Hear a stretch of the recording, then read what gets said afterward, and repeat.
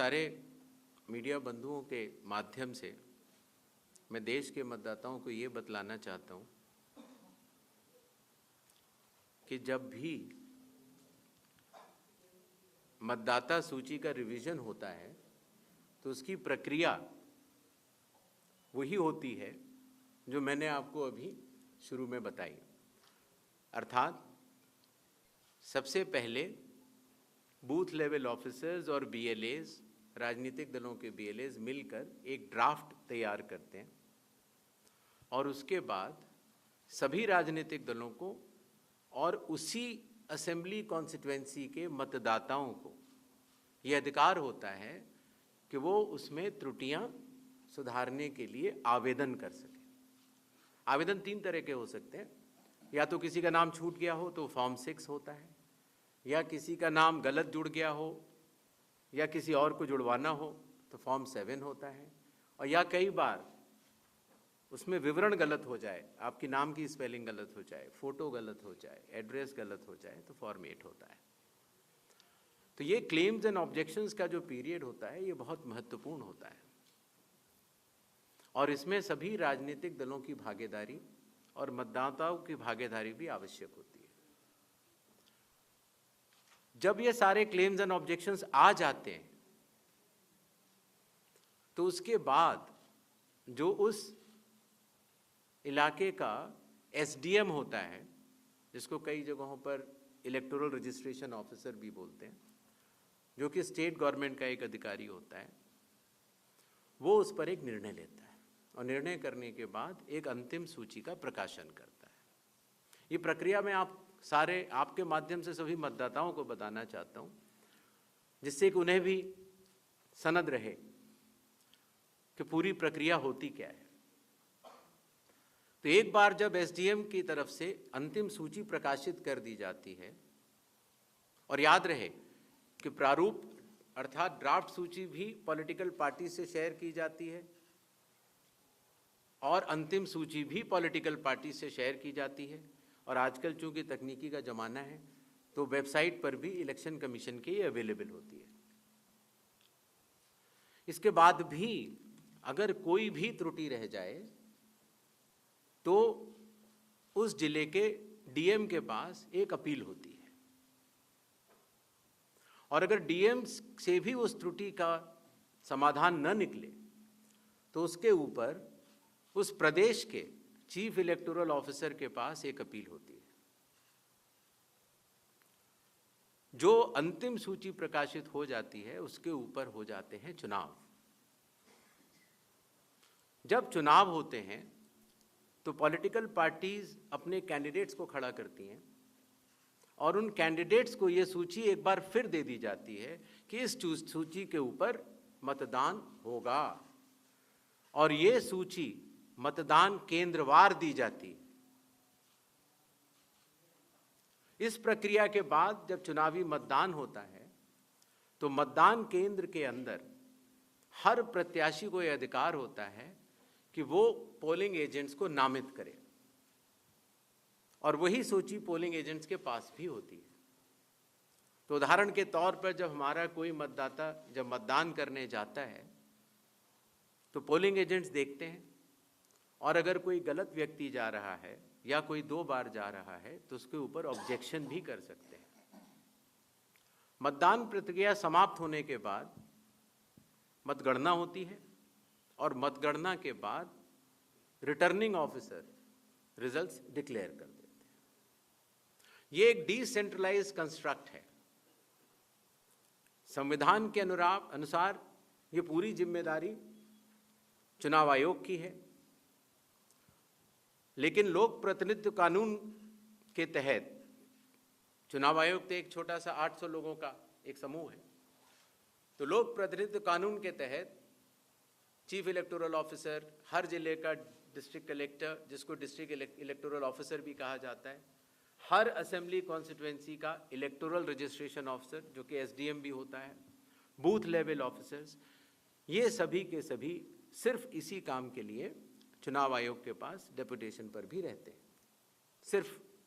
मतदाता सूची और मतदान कराने के लिए। तो जब रिटर्निंग ऑफिसर रिजल्ट डिक्लेयर कर देता है, उसके बाद भी कानून में प्राविधान है कि आप 45 डेज के अंदर आप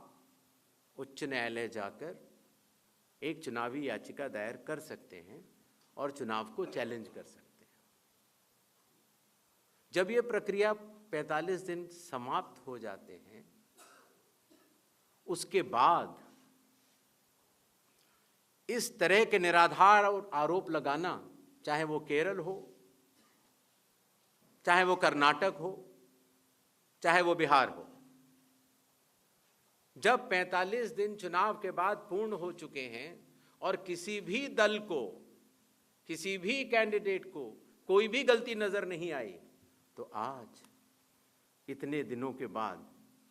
इस तरह के निराधार आरोप लगाना, उनका उद्देश्य क्या है, ये सारे मतदाता और देश की जनता पूरा समझती है। पहली बात तो मैं स्पष्ट कर देना चाहता हूं कि भारत के संविधान के अनुसार सिर्फ भारत का नागरिक ही एमएलए और एमपी का चुनाव कर सकता है। किसी और को यह अधिकार, किसी और देश के नागरिक को यह अधिकार प्राप्त नहीं है। अगर ऐसे लोगों ने इन्यूमरेशन फॉर्म भरा है तो एसआईआर की प्रक्रिया में अपनी पात्रता सिद्ध करने के लिए कुछ दस्तावेज भी मांगे गए, जिनकी गहन जांच 30 सितंबर तक होनी है। और ऐसे केस में जो ऐसे लोग हैं जो कि हमारे देश के नहीं हैं, गहन जांच के दौरान वो पाए जाएंगे और निश्चित तौर से उनका वोट नहीं बनेगा। जब इतनी पारदर्शी प्रक्रिया है तो फिर भ्रम फैलाने वाली कोशिश पर आप कुछ लोगों से ये कह रहे हैं कि फॉर्म 7 दे दें और कुछ लोगों से कह रहे हैं कि आप शपथ पत्र दे दें। इसका जवाब ये है, लोक प्रतिनिधित्व कानून में जो सबके लिए बराबर है, मेरे लिए भी है, आपके लिए भी है और किसी भी सांसद के लिए भी है और किसी भी एमएलए जी के लिए भी है। अगर आप उसी निर्वाचन क्षेत्र के निर्वाचक हैं तो आपको समय रहते शिकायत करने का पूरा मौका है। आप फॉर्म 6 भर सकते हैं, फॉर्म 7 भर सकते हैं, फॉर्म 8 भर सकते हैं। आपके राजनीतिक दल के बूथ लेवल एजेंट्स को भी ये अधिकार प्राप्त होता है कि वो एक शपथ देकर 10-10 फॉर्म भी बूथ लेवल ऑफिसर्स को दे सकते हैं, बशर्ते आप उस विधानसभा क्षेत्र के निर्वाचक हो। लेकिन अगर आप उस विधानसभा क्षेत्र के निर्वाचक नहीं हैं,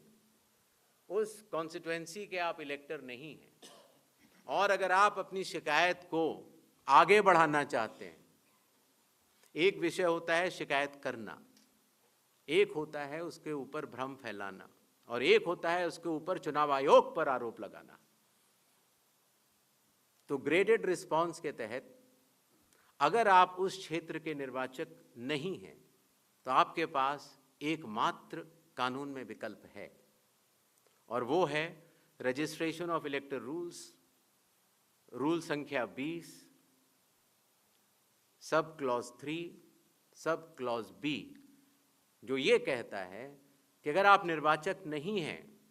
उस विधानसभा क्षेत्र के, तो आप एक विटनेस के तौर पर अपनी शिकायत दर्ज करा सकते हैं, और इलेक्टोरल रजिस्ट्रेशन ऑफिसर को आपको एक ओथ देनी होगी, और वो ओथ जिस व्यक्ति के खिलाफ आपने शिकायत की है उसके सामने एडमिनिस्टर करानी होगी। ये कानून शायद इस सदन में बैठे सभी लोगों के जन्म के पूर्व का बना हुआ है और सबके लिए बराबरी तौर से लागू है। एसआईआर में डोर टू डोर जाना पड़ता है। बूथ लेवल ऑफिसर हमारे बिहार के लगभग 90,000 बूथ लेवल ऑफिसर्स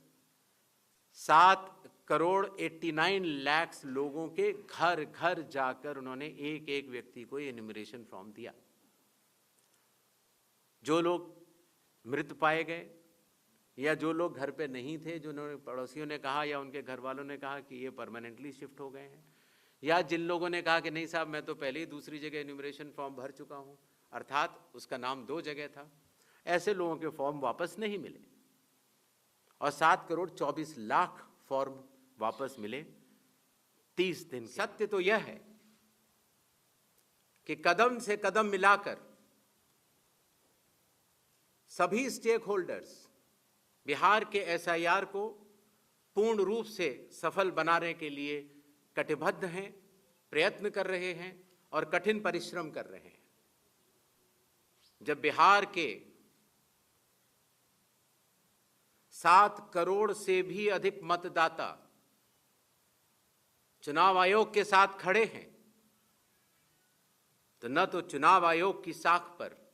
कोई प्रश्न चिन्ह खड़ा हो सकता है और न ही मतदाताओं की साख पर। कानून के अनुसार अगर समय रहते मतदाता सूचियों में त्रुटियां साझा न की जाएं, मतदाता द्वारा अपना प्रत्याशी चुनने के 45 डेज के भीतर माननीय उच्च न्यायालय में चुनाव याचिका दायर न की जाए और फिर वोट चोरी जैसे गलत शब्दों का इस्तेमाल करके जनता को गुमराह करने का असफल प्रयास किया जाए, तो यह भारत के संविधान का अपमान नहीं तो और क्या है।